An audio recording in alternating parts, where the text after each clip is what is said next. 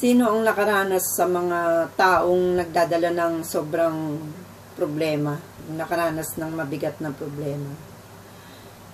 Minsan may mga pagkakataon na gusto nating mapag-isa, gusto nating mag-focus sa mga bagay-bagay sa ating buhay. Yung feeling na kung papaano mo resolbahin yung dinadala mong problema. Gusto nating kausapin ang sarili natin. Yung tipo na gusto nating namnamin, yung feeling na tayo lang yung tao sa mundo. Yung feeling na sarili natin yung mundo.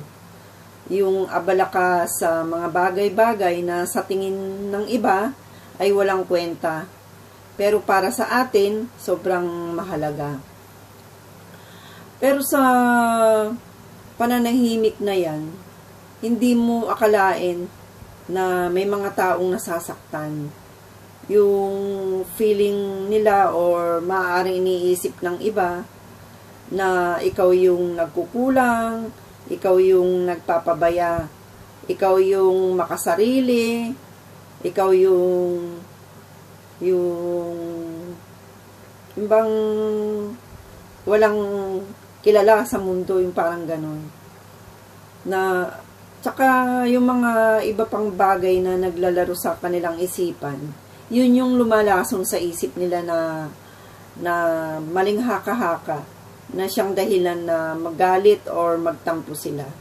Ngunit, lingid sa kanilang kaalaman, tayo ay naghahangad ng katahimikan sa sobrang pressure sa ating buhay na pinagdadaanan or napapagdaanan. Kailangan din natin minsan ng ipahinga ang ating puso't isipan na naging durug na durug sa mga suliranin na pasan-pasan natin.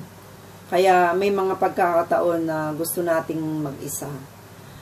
Sapagkat sa pagbibigay daan ng ating pananahimik, dito natin binubuo ang sarili natin upang maging mapatibay at nang sa gayon ay makakapaghandang muli sa anumang darating na hamon sa ating buhay.